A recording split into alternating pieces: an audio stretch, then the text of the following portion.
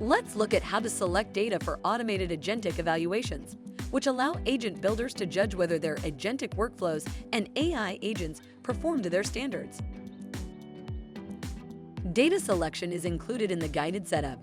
The data you use shapes the results you get and should reflect real usage, inequality, coverage, and volume. Otherwise, the results won't tell you whether your agent is ready for production, only that it passes an easy test. Also, consider the scenarios you're testing. Common scenarios tell you your agent works. Edge cases, ambiguous inputs, and adversarial requests tell you whether it breaks and how badly. A production-ready agent needs to pass both tests. Good data means trustworthy results.